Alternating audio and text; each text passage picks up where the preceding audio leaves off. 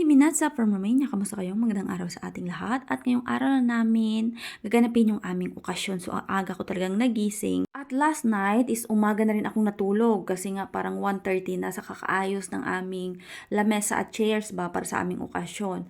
At ito na nga magluluto ako dito ng pansit bihon para sa aming mga bisita. Isa kasi ito sa aking ihanda para sa kanila. At tingnan nyo naman yung aking yana dyan. Nagising na siya. Tapos maglalagay rin pala ako nitong arahide or mani sa aming table para naman kahit papano meron silang kutkutin ba. Tapos nagluto rin pala ako ng aking pangmalakasan nga cheesecake para sa aming mga bisita. Hindi ko na napakita sa inyo last time pero yan, nagluto ako. Tapos ito na luto na yung aking pansit bihon. Tapos kintilawan ko na kag ox na para sa akon. Tapos ito pala yung mga pinggan na gagamitin namin para sa aming barbecue. Yes. Yung aming kasing second menu is pa-barbecue kasi hindi talaga yan mawawala sa mga okasyon dito. So, nag-arrange na kami ng table dito sa aming living. Napaka-cute ang aming living, di ba? Wala pa yung kaanong mga ka-design-design kasi naghanap pa talaga ako ng ilalagay ko dyan. Tapos, ito yung aking bihon na nilalagyan ko dyan ng dahon ng tsapa or sibuyas. So, ito na tapos may isang maliit na kamay na kumukuha dyan ng biscuits. Gusto niya kasing kumain. Aming okasyon pala is mag-start siya ng 2 ng hapon. Kaya may oras pa talaga ako na bihisan itong aking yana at patulugin siya para naman later meron siyang energy para naman makipaglaro sa aming mga bisita kasi may mga bata rin na pupunta dito sa aming bahay. At ginawa ko na rin pala itong aking pangmalakasan na para siyang aperitif na tinatawag nila dito sa Romania. Ito yung pagkain na hindi pwedeng mawala sa lamesa ng mga Romanian ba. Ito ay salam or salami with different types ba. So naghurma din ako dyan para naman cute tingnan yung aking pastyle.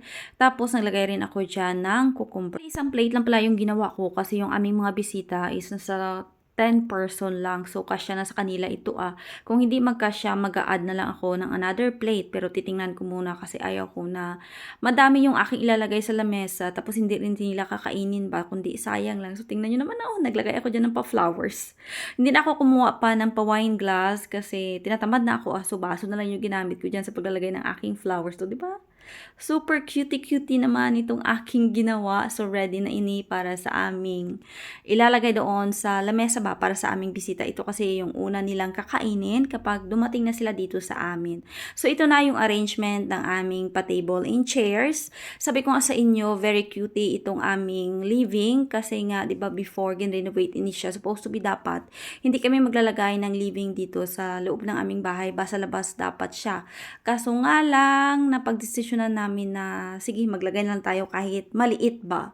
Tapos ito na nga yung aking pasalami dyan, yung aking pabihon, yung ensaymada, yung aking cheesecake, blanca, tsaka yung aking puto. Hinihintay ko na dito na dumating yung aming mga bisita. Tapos yung kanilang second menu nga is barbecue. Tapos sa labas na sila gagawa ba. At pakinggan nyo muna yung kanilang greetings.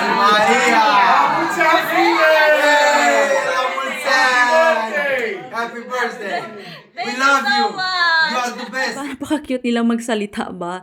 Tapos ito na yung aking pa-cake. Bali, regalo ito ng aking binan sa akin. Napaka-cutie-cutie. Tapos sa silang kumain ng barbecue. So, the next one na is pa-cake. Sabi ng aming manino, siya daw yung hawak ng camera para naman ma-videohan ako ba. Tapos, ito pala sila is with permission ito na sabi ko i-upload ko. And they are okay naman. So, ito na nga magbo-blow na ako dito ng candle. Then, after that, nag-slice na kami dito ng pa-cake para sa aming mga bisita. At maraming salamat pala sa lahat ng mga pumunta.